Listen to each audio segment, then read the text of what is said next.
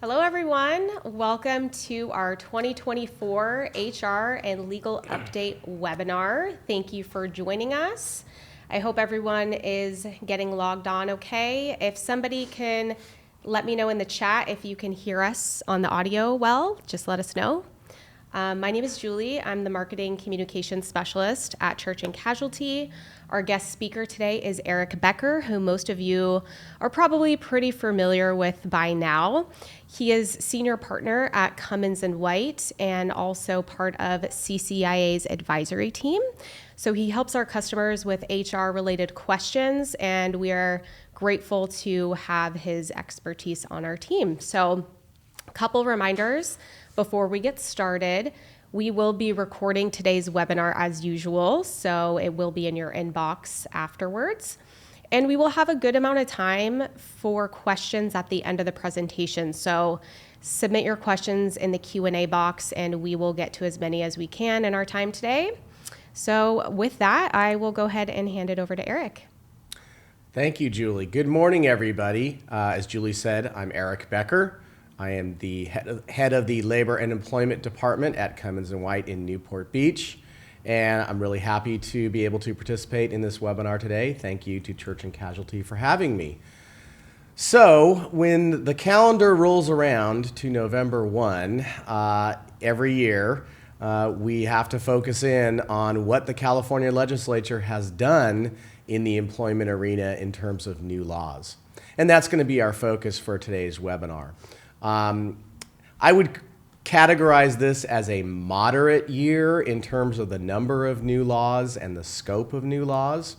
There are some very important things that you need to focus on at your organization with respect to compliance, particularly with the new paid sick leave expansion, which is going to be the focus of a good part of today's webinar.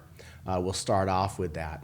But there are a few other things that you need to be aware of in terms of changes to the law that will require you to either address these changes in your policies or maybe address them in your practices when it comes to employee relations. So, as Julie said, I'm going to go through a few slides talking about these new laws and what we need to do on a compliance scale. And then we'll have plenty of time, hopefully, at the end for questions. And I'll be doing my best to answer all the questions that Julie passes on to me. One of the things I always caution when I'm doing any type of new laws seminar, particularly early on, meaning before the end of the year, a lot of these new laws create unanswered questions. And when I mean unanswered questions, there's no guidance yet from the state. There's no guidance from any court decisions. So I'll try to highlight a few of those unanswered questions, but there's just some things we don't quite know exactly how they're going to play out yet. So just be aware that, by the way, the reason why this is early is that the legislature's bills typically don't get signed by the governor until October, and sometimes all the way up to October 15th, which was the deadline. So we're dealing with a lot of new legislation that sometimes is a little bit ambiguous, and hopefully we'll get answers as we go forward towards January. But I just want to caution you that there may be some things that we just can't answer at this point. So with that having been said, the other thing I want to emphasize at the outset is this is not designed to be legal advice. Every situation, every scenario is different when it comes to particular employee issues in the workplace. And so I want to caution you when it comes to what is happening in your particular organization surrounding, let's say, paid sick leave or the new marijuana discrimination requirements, that you want to check whether it's through Church & Casualty and Ask HR or with your own legal counsel on the specifics of a situation rather than just relying on what we're going to talk about at today's webinar. Okay, with that having been said, let's get started by talking about the paid sick leave expansion. And what I want to do at the outset, because I think it's helpful, is to talk through what the Healthy Families Act, which is the paid sick leave law here in California, what it currently provides. Because I think if we define what the current parameters are, it'll be easier to digest what's changing as of January 1st. So, number one, under the current law, and this has been in effect since July of 2015, there is a requirement that employees get at least a minimum of 24 hours of paid sick leave each year. Now, that is for all employees, provided that they have worked at least 30 days for your organization. So it doesn't matter whether somebody is classified as exempt. It doesn't matter if they're classified as non-exempt, meaning hourly. It doesn't matter if they're full-time, part-time, or even temporary. As long as they have worked 30 days, they become eligible for this paid sick leave allotment. And as I said, the minimum is 24 hours. Of course, employers can give more than that, but under the current law, there has to be at least 24 hours of paid leave given to employees. Now, under the current law, and this is not changing, there are two methods for providing sick leave. The first method is called the accrual method. Now, the statute says that the default, let's call it, accrual method is that employees accrue 1 hour of sick leave for every 30 hours that they work.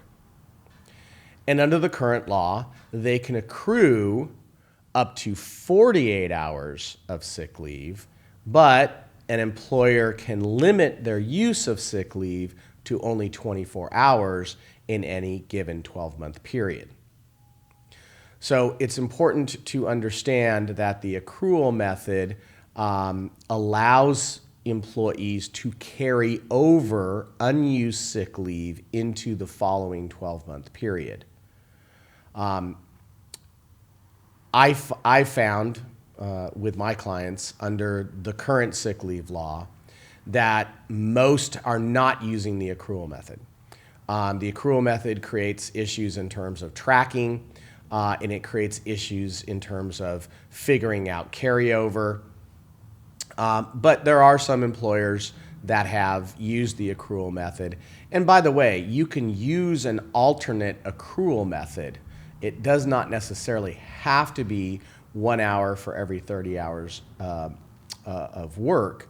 But if you use an alternative accrual method, the employee needs to have, a newly hired employee needs to have at least 3 days of sick leave in their bank within 120 days of being hired. So that's the accrual method. As I said, this method is still going to be in effect under the new law, but there's going to be some changes to that. And second, and this is what most employers have done, is called the lump sum method. There's a number of different names people use for it. I often say the bucket method. And what it is that at the start of the 12-month period, whether that's an anniversary date, whether that's a calendar year, the employee just gets the sick leave dumped into their bucket in one lump sum. So there's no accrual. For instance, a lot of employers do it based on calendar year.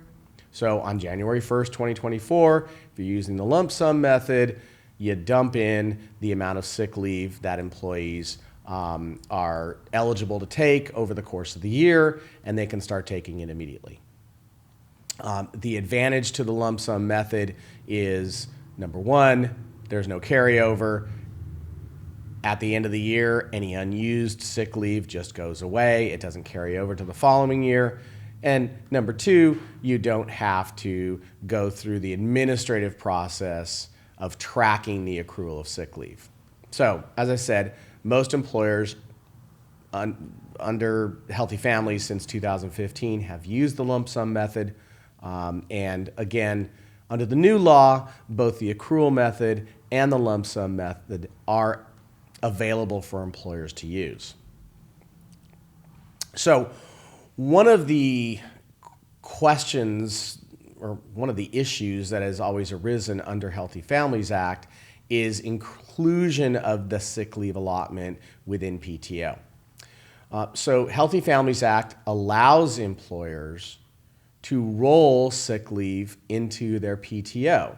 In other words, you're not required to grant paid sick leave in one bucket and paid vacation in another bucket. You can combine it all, call it PTO, paid time off, and as long as people get the minimum of 24 hours, you're in compliance with the law. Now, what most employers who use PTO have done is, rather than just give 24 hours, they give whatever vacation allotment their company or organization has decided to use, combine it with the 24 hours, call it PTO, and here you go, employees. Again, there's some advantages and disadvantages to doing that. The advantage is it's simple. It's simple for record keeping. It's simple for tracking. Everybody just gets one bucket, and that's what they get to use over the course of the year. There's some disadvantages, however. The idea of PTO is to give people time off that is paid, and the employer is not supposed to care what that time is used for. If you want to take a mental health day, have at it. Use your PTO. You don't have to pre-schedule it. We ask for some notice in advance if you're taking a planned day. But the idea of PTO is this is your time. You get to take it. So the disadvantage to that is that when you combine Healthy Families paid sick leave with the regular PTO for vacation, it's difficult, if not impossible, to track when someone takes time off, whether that is a Healthy Families sick day or just a regular PTO day. And that's important because under the Healthy Families Act, people have a right to take their paid sick leave. The employer cannot deny employees the use of their paid sick leave. And there's no requirement that the employee provides a doctor's note or some sort of certification showing that it was sick leave taken for a use that is permitted under the law. And so what we run into with combined sick leave vacation into PTO is employers want to control it and say, hey, this employee wants to take PTO and we can't allow them to leave. And then the question is, well, is this a PTO day or is this a Healthy Families paid sick leave day? Because if it's the latter, you can run into liability issues if you deny the employee that time off. The second disadvantage to including sick leave with PTO is that once you call it PTO, it is equivalent to vacation. And so as a result, under California law, you have to pay it out upon termination. So you can't segregate sick leave from vacation in a PTO program. It's all considered vacation and it has to be paid out. And of course, if you put it into two different buckets, with the sick leave portion, you don't have to pay it out upon termination. So the new law allows employers to include sick leave with PTO, but I did want to address those issues because it's something that comes up very often, and it's something that you can change if you're currently on PTO. You can change and split out sick leave and vacation. There's nothing prohibiting you from doing that. And likewise, if you currently have sick leave and vacation in two different buckets, you can move it all into PTO if you choose. It's just a lot easier to do that at the start of whatever 12-month period you're using, whether that's calendar year or anniversary year based on date of hire, or some employers started in July of 2015 when Healthy Families Act became effective, giving it every July. So whatever method you use, that's fine. So the other issue that comes up in the current version of the statute is how do you allot sick leave for newly hired employees? So If you're using the straight accrual method, 1 hour for every 30 hours of worked, they just accrue their sick leave and they get to use it by their 90th day of employment, but there's nothing that says that they have to have a certain amount in their bank by a certain date.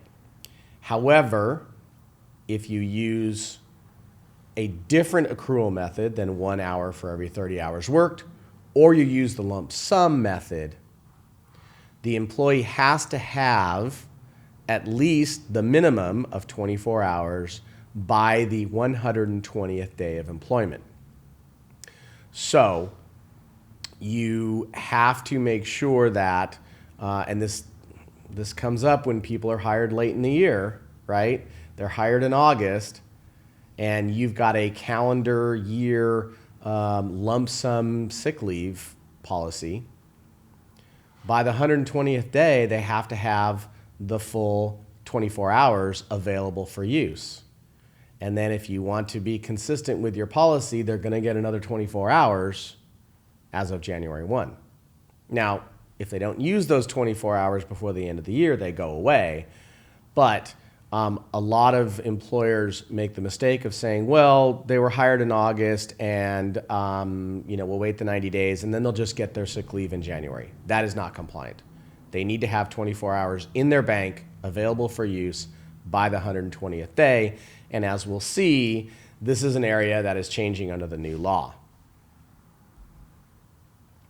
So, last thing about the current law, and this is not changing, is the permitted uses for sick leave.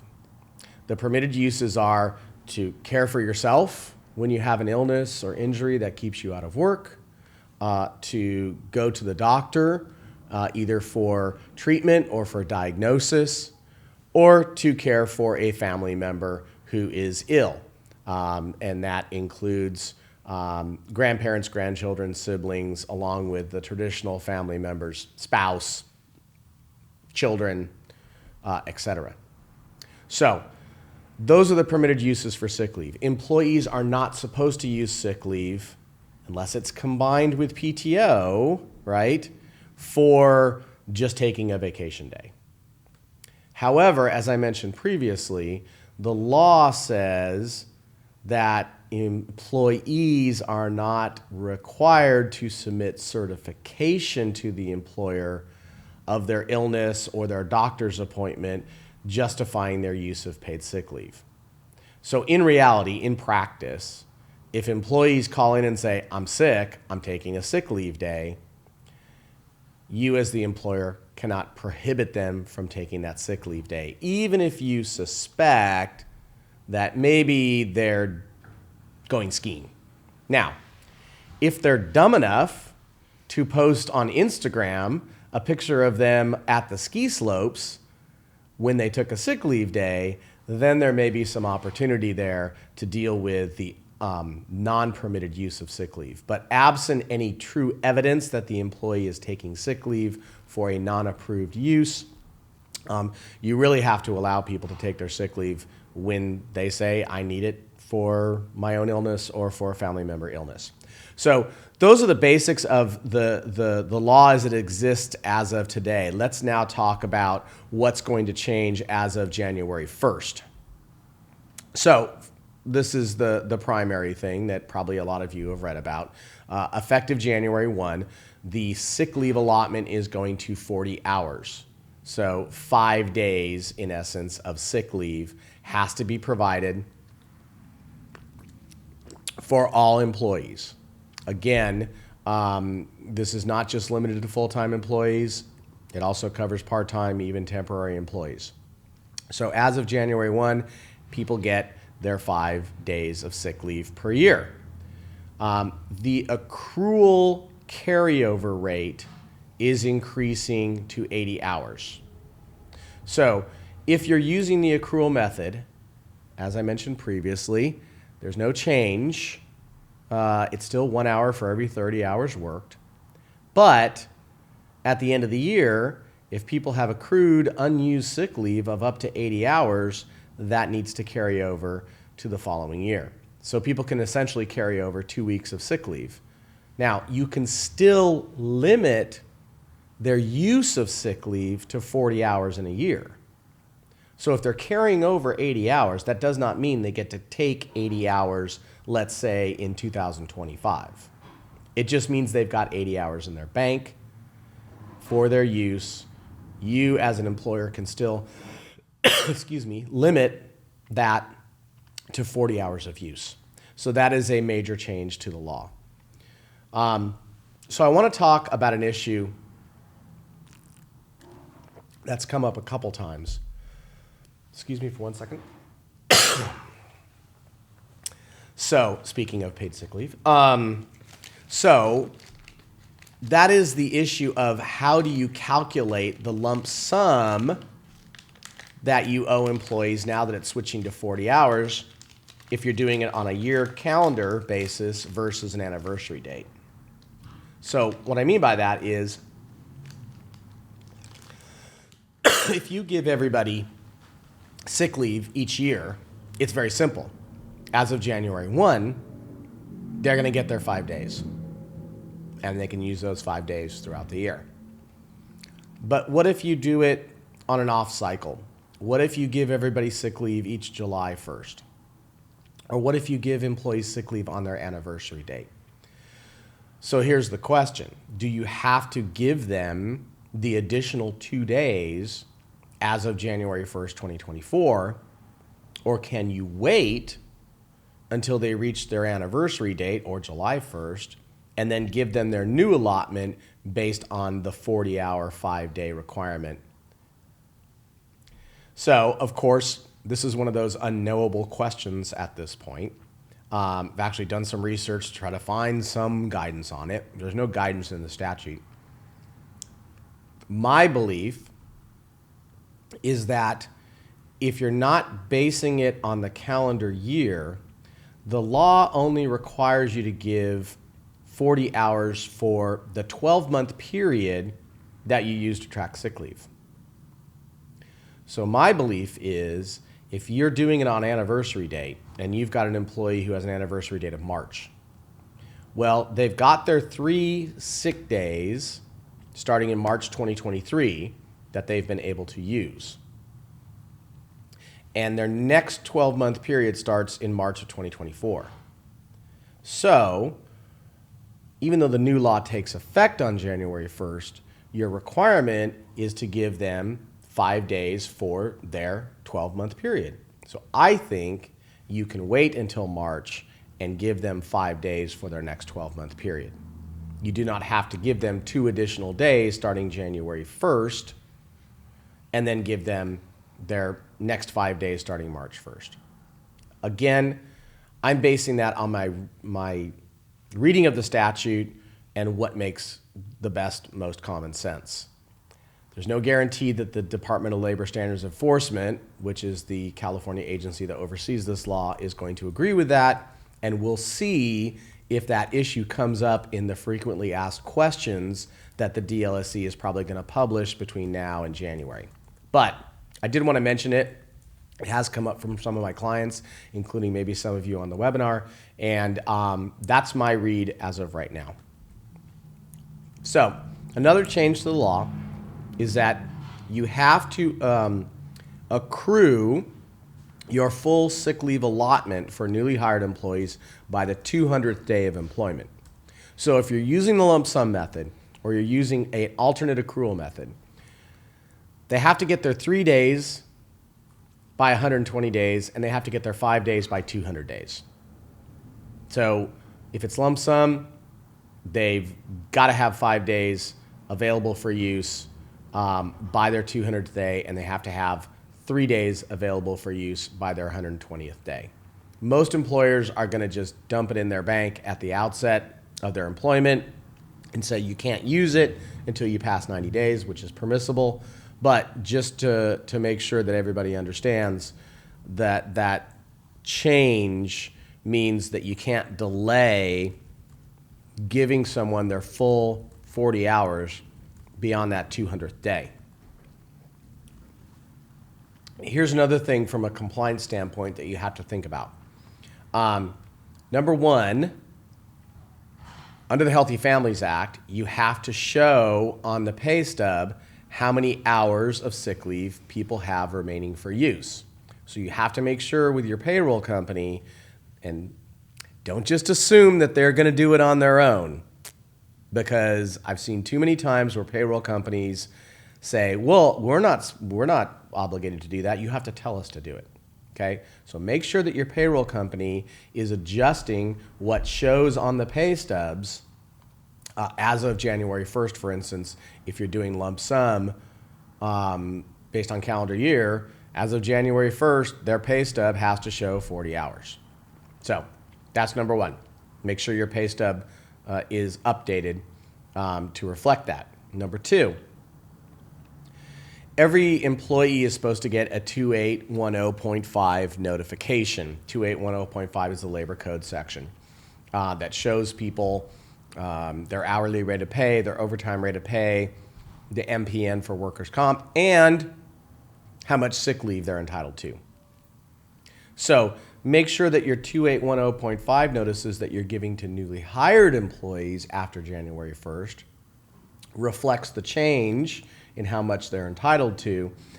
And it's probably a good practice to give your current employees something in writing. It can be a memo, it can be a blast email. It doesn't have to use the actual 2810.5 form, but something notifying employees that yes, as of January 1st, they're going to be entitled to this additional sick leave. And again, that's just for compliance purposes, but these are housekeeping things that you've got to pay attention to. And lastly, you got to update your handbook to reflect the new paid sick leave allotment that people are entitled to. One last thing that I want to mention, and that is that this new law states that it preempts certain local paid sick leave laws. So those of you that, for instance, are in the city of Los Angeles or in the city of San Francisco, city of San Diego, Santa Monica, there's a number of different local jurisdictions that have paid sick leave laws. And this is another one of those ambiguities that we don't know the answer to yet. The question is, how much of that local sick leave law is preempted, meaning that it goes away and you get to follow the state? That's going to play out probably over the next couple months. What I would say, if you're in one of those jurisdictions, I would probably continue following what the local law says until you hear otherwise. Because most of what I've read so far indicates that the preemption under the new law is very limited. Okay, that's the major thing that has changed. There are a couple of other things that I did want to highlight. One is they've added a category of leave, and this is an unpaid leave, for reproductive loss. So similar to the bereavement leave law that passed and went into effect last year, this law will require, as of January 1st, 5 days of unpaid leave for employees who experience a reproductive loss. What is a reproductive loss? It's defined as a miscarriage, a stillbirth, a failed adoption, a failed surrogacy, or an unsuccessful assisted reproduction, meaning that somebody had an implant of embryos and the assisted reproduction failed. So if an employee or the employee's spouse experiences any of these, they are entitled to this 5 days of unpaid leave.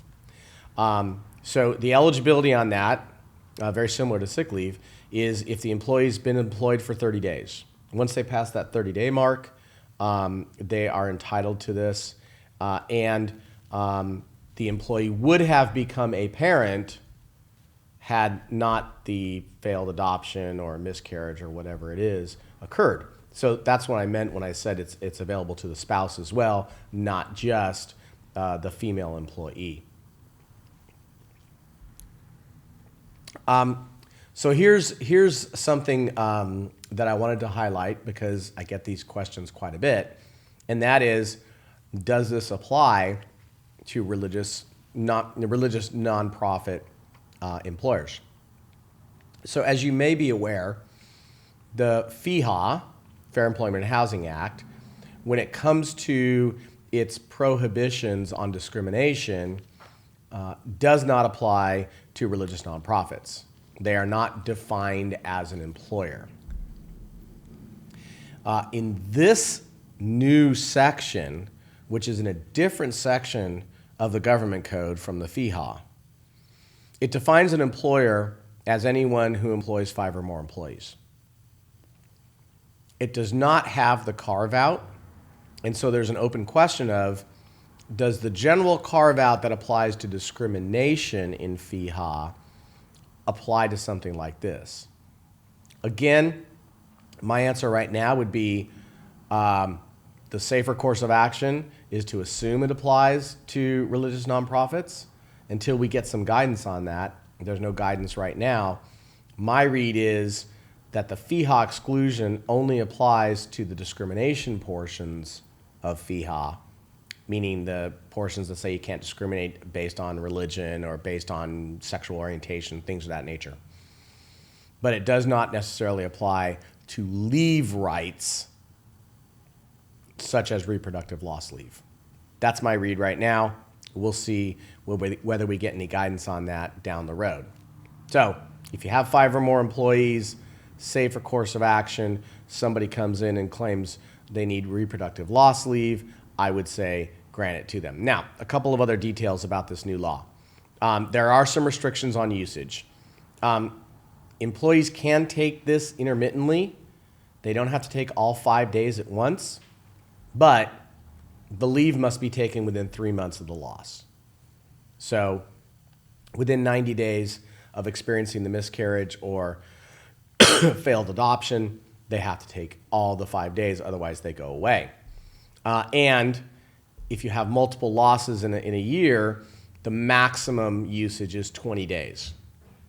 So employees can't take more than 20 days for reproductive loss leave in any 12-month period. Here's something that I think is going to create all sorts of issues.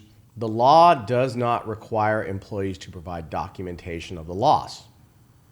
So unlike bereavement leave, where the employer can require proof of the death or the memorial service, the employee in the reproductive loss leave provisions doesn't have to provide any proof that they actually had a failed adoption or a miscarriage. So I'm sure there'll be a lot of questions about that, but as of right now, my guidance would be if someone wants to take reproductive loss leave, I would not require any documentation, and I would grant them the leave. So lastly, this is an unpaid leave. However, employees can use paid leave that they have available, whether that's vacation, whether that's sick leave, whether that's PTO. However, the legislation says that employees may. It does not say that the employer can require use. So I don't believe that employers can say, hey, you're taking reproductive loss leave, I'm going to require you to take vacation in conjunction with that or sick leave. And you certainly could not require sick leave because employers cannot require employees to use their sick leave. It is completely up to the employee whether or not they use it. So that's the new reproductive loss leave. I want to touch on something very briefly, and that is when I did this seminar last year, we talked about a new law that was passed at the end of 2022 but was not taking effect until 2024, and that is the prohibition on discriminating against employees for off-duty marijuana use. Basically, off-duty marijuana use is now a protected classification in California, similar to age, race, religion, etc. So what does that mean for employers? Number one, you cannot test employees whether that's a pre-employment drug screen or a reasonable suspicion drug screen of a current employee, for what's called metabolites. It's okay, here's the scientific term, non-psychoactive cannabis metabolites in the system. Translation, when someone uses a marijuana product, it stays in their system and is processed for up to 30 days. So all the testing now tests to see if there are metabolites in somebody's system. And what the legislature said is you can't test somebody where it's going to test positive for off-duty use that might have occurred a week before when they're not actively under the influence. You can only test in circumstances that would identify THC in the system, which is the psychoactive cannabis metabolite. And if you test for THC and they test positive, that you can use that as a basis for taking action against the employee. Here's the problem. There is no reliable, and you can only test based on saliva for THC, but there's no reliable test right now. The legislature passed this law in 2022 and delayed the effective date on the grounds that, well, in 2 years, by that time, they'll come up with a test. Well, they haven't. So, as of right now, it would be a prohibited practice to test somebody for cannabis metabolites and then take action against them, either choose not to hire them or fire them or discipline them for a positive test. Until that THC test becomes widely utilized, my advice to employers is don't test for marijuana. Now, this law does not say that employers can't take action against people who are under the influence. You can still terminate or take action based on reasonable suspicion. For instance, I found an employee in the back. The smell of marijuana was in the air. Their eyes were red. They were slurring their words, and they were absolutely chowing through a bag of Doritos. That seems to be reasonable suspicion that maybe they are currently under the influence of marijuana. Now, the legislation also says something about you can use impairment testing, but it really doesn't define what impairment testing is. I think hypothetically, you could train people to conduct the kind of testing that a law enforcement would use if they pulled somebody over and suspected them of being under the influence of marijuana. Walk the line, point your finger, whatever. Before I would advise somebody on taking action based on an impairment test, I would highly recommend that there be some really, really significant training for the people who would conduct that impairment testing. But I mentioned it that the law does allow that. My advice to people is, unless you have really, really good evidence of reasonable suspicion, I would not terminate somebody for suspected marijuana use at the present, because I know there's going to be a ton of lawyers looking for cases to sue under FEHA over. So just be careful with that. Now, here's the final kind of twist, right? Does this apply to religious nonprofits? Well, as I mentioned previously, religious nonprofits are excluded as employers under the discrimination sections of FEHA. And this is in the discrimination section of FEHA. So my read on it is it would not apply to religious nonprofits. Now keep in mind that religious nonprofit designation is pretty specific, right? Just because you are a religious employer in general does not necessarily mean you fall within that exclusion. So again, this is one where if you were going to take some action against somebody for suspected marijuana use, and you say, hey, FEHA doesn't apply to us, make sure you get guidance and counsel. Don't try to put Humpty Dumpty back together again after the fact. Before you take action, get counsel, on that particular issue so you can make sure that you're not taking on any liability. The legislature has also implemented a workplace violence safety requirement for all employers. So this applies to everybody. And we'll talk about, there's certain small employers it doesn't, but there's no religious exclusion for this. And these are effective on July 1st. So here's the two main requirements. So this only applies if you have 10 or more employees, okay? So if you've got 5 employees, this does not apply to you. But if you have 10 or more, this does apply, and you must first develop a workplace violence prevention plan. You've got to have something in writing that talks about what steps the company or organization is taking to prevent violence in the workplace. Now, that can be included in your injury, illness, and prevention program, and all employers need to have an injury, illness, and prevention program under OSHA standards, or you can have a standalone workplace violence prevention plan. But if the law applies to you, you need to develop it and have it in place by July 1st. Second, you have to provide workplace violence training. Training on how to prevent and spot and what actions you should take. And this should pretty much be based on your workplace violence prevention plan. And by the way, there's 13 categories of items that you need to include in your workplace violence plan. I didn't want to go through all of that today.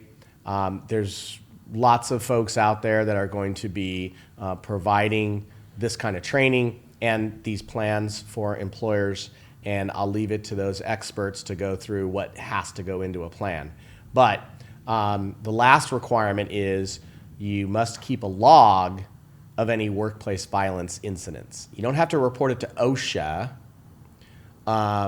but you have to keep a log. It shouldn't be on your OSHA 300. It probably should be a separate log. And a workplace violence incident might be employee gets in a fight with another employee threatens to beat up another employee, things of that nature. So you need to keep a log. You need to keep it for 5 years. Those are the new requirements there. Last thing I want to cover before we open it up for questions is whistleblower claims, because this is something that I think is flying below the radar and is important to keep in mind.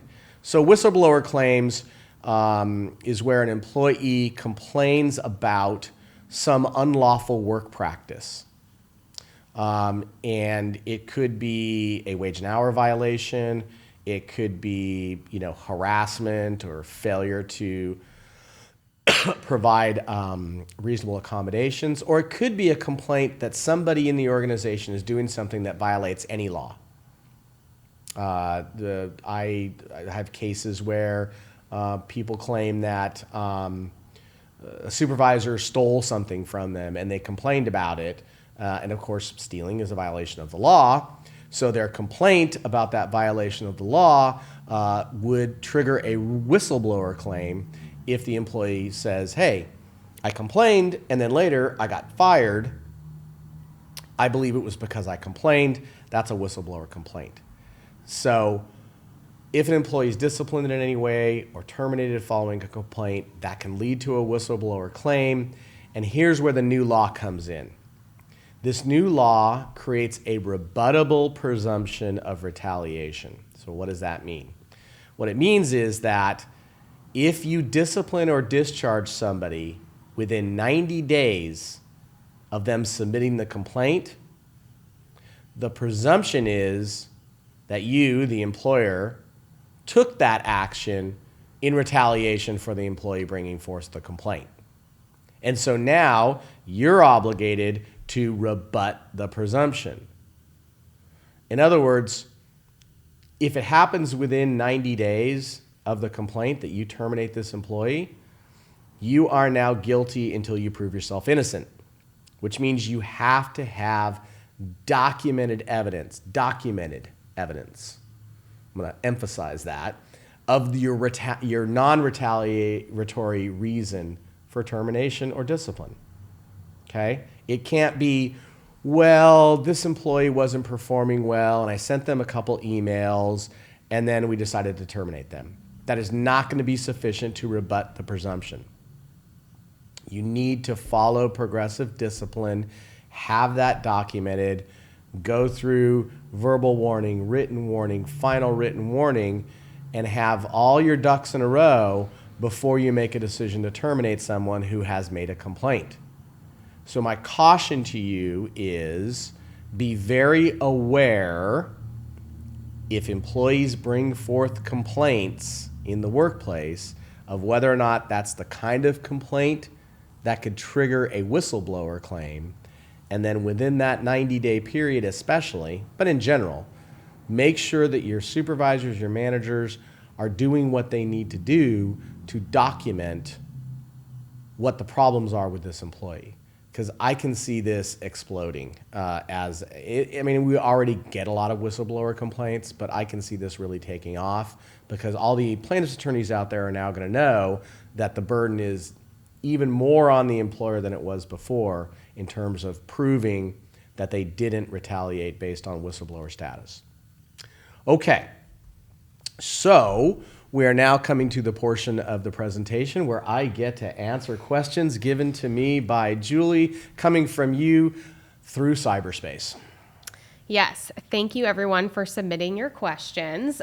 We did get a lot about paid sick leave. Sure. So I tried to consolidate them because there was a lot of different questions kind of asking the same thing. So I'm doing my best to kind of put some of them together. So let's go with this one first. So how does the paid sick leave work for part-time employees, including staff that maybe works 3 to 4 hours a week or maybe just on Sundays? So, part-time employees, as I said previously, are eligible for paid sick leave. So it would depend on what method you use in terms of sick leave accrual. Are you using the 1 hour for every 30 hours worked? Then they would accrue, even though they're working, here and there, they would accrue. And if you're using one for 30, you don't have to worry about them getting the full amount by 120 days or 200 days. You're safe, okay? So if you're using the accrual method for those part-time employees, they're gonna get however many hours they get based on the number of hours that they work. If you're using the lump sum method, then they're gonna get 5 days, just like anybody else, as long as they have worked 30 days for you in a year and once they pass 90 days of employment. Okay, that makes sense. So this kind of goes into, you may have kind of answered this already with this last question. Is there a minimum number of hours needed worked per week for employees to qualify for 40 hours? But it seems like No. Okay. No, there's no minimum. They get what they get. Okay. And then is this for all employers? What about small employers under 15 employees? No, paid sick leave applies to all employers. All employers. So there's no small employer exemption on paid sick leave. Okay. Here's another one. If we're doing unlimited PTO for all employees, do we still need to track sick leave? That's a tough one. great question. So unlimited PTO plans. So unlimited PTO, unlimited vacation. The whole concept is employees get to take time whenever they want to take time. It's not tracked. And therefore, because it's unlimited, you don't have to pay it out. That's the theory. So if you have an unlimited PTO plan and you're just allowing people to take whatever time they take, and you're not disciplining them for taking too much time, then I don't think you need to track their use of sick leave. You just need to make it clear in your written communications that as part of the unlimited PTO policy, they get their 5 days as guaranteed under California law to take off for sick leave. and it's paid. Okay. Okay, if an employee has accrued hours and either leaves or is terminated, do they receive those hours paid out? If it's paid sick leave kept in a separate bucket, the answer is no. If paid sick leave is rolled under PTO, the answer is yes. Because PTO, as I mentioned, is treated as vacation for purposes of payout upon termination. Okay. And will you still, or would you still call it PTO if you separate sick leave and vacation? And then that second part was, will you still have to pay out when they leave, which you answered a little bit. I mean, the proper terminology is paid sick leave and paid vacation. I think it risks getting a little bit confusing when you have paid sick leave in one bucket and basically what you're calling vacation, or what you're calling PTO, but in reality is vacation. There's nothing in the law that prohibits that. I think it just gets confusing for employees. But you're not prohibited from doing that, no. Okay. Let's see here. Let's go to a question about the workplace violence plan. So if would you consider a church and a preschool to be one employer if they share an EIN number? So say the church has 14 employees and the preschool, or the church has 4, the preschool has 14. Would that be considered 10 or more? Or would you just say the preschool only has 4? So this is same EIN, same work site. I'm going to say they'll probably be considered together. okay. Yeah. If there was a, like for instance, let's say there's a preschool that's loosely affiliated with the religious institution, but they're separate EINs. The religious institution really doesn't control the preschool or the K through 12 school. Then you might have an argument. Okay. But same EIN. I think they're gonna aggregate. Okay. All right.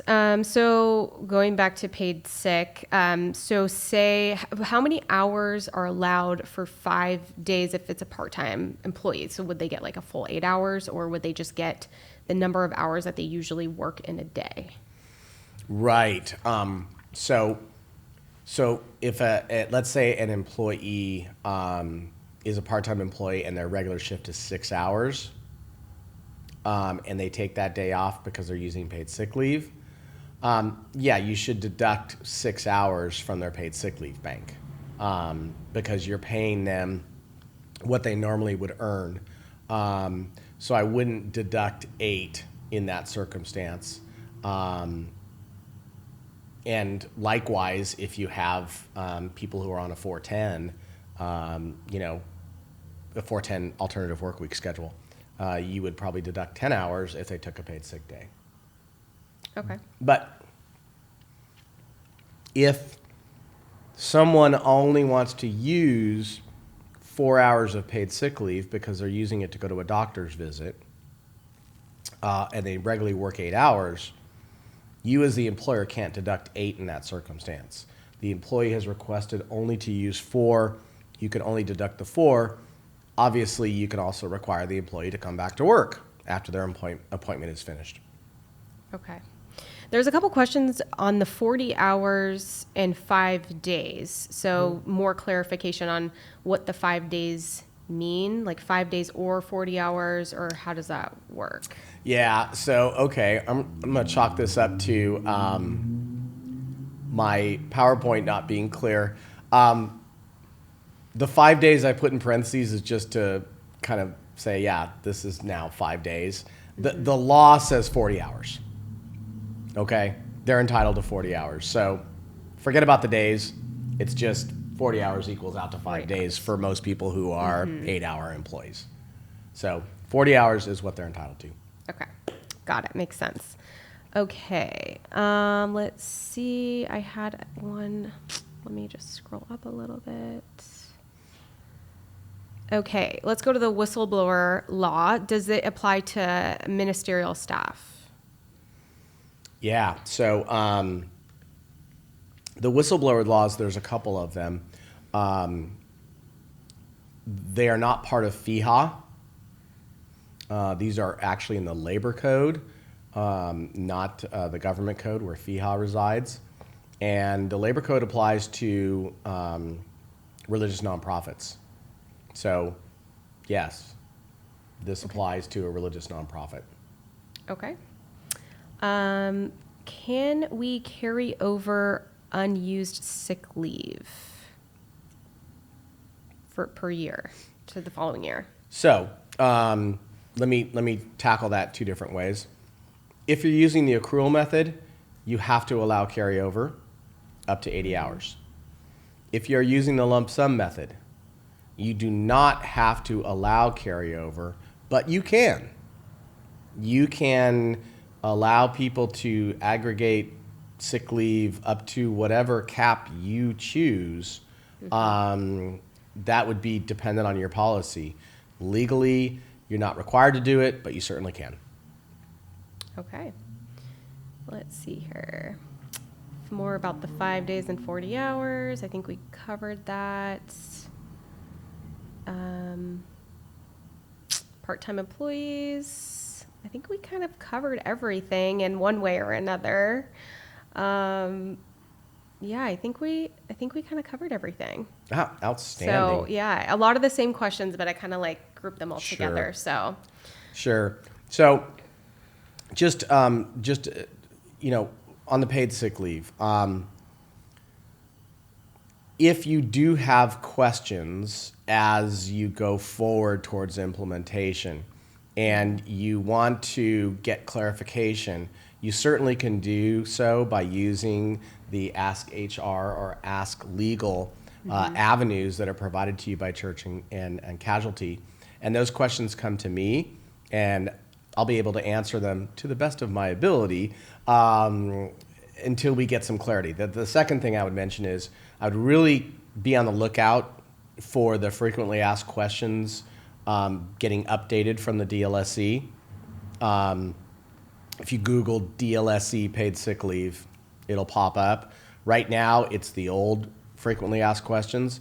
I'm anticipating before the end of the year they're going to update that, and that may address some of these open questions that have come up about paid sick leave. So, two ways to kind of monitor this as we go forward towards January to get those answers and clarification.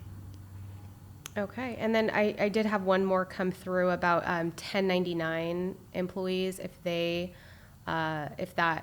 paid sick leave applies to them. Okay, so number one, there's no such thing as a 1099 employee. A 1099 is a tax form that you use for independent contractors. And if they're independent contractors, they're not employees, and therefore they're not entitled to paid sick leave. What you have to be careful of is treating 1099 independent contractors as employees. And what I mean by that is if you don't have a written independent contractor agreement with that individual, or better, the individual's company, and they don't meet the standard for independent contractor status under AB 5, the default is they're an employee. And if they're an employee, they're entitled to paid sick leave. So that's another one of the many things that can lead to liability for any type of organization that uses that independent contractor designation a little loosely when it comes to employment. So that's just the caution. But no, if they're independent contractors, they would not be entitled to sick leave. Okay. Okay, just two more questions. Let's go with this one. Back to workplace violence prevention. Would churches qualify? So it says places of employment where there are less than 10 employees working at the place at a given time, and that are not accessible to the public. Would churches qualify as not accessible to the public, or does this apply to churches? I think it would apply to churches because they're generally accessible to the public. Now, that any one time doesn't mean that, there's 9 people or 10 people there at once, right? It just means, do you exceed that 9 employee limit because you hire your 10th employee? Once you hire your 10th employee, then that would trigger it. But no, I think this applies. My read on it is it applies to churches. And I mean, honestly, from an insurance standpoint, not a bad idea to have some sort of emergency plan dealing with not only the church as a workplace, but the church as a public place.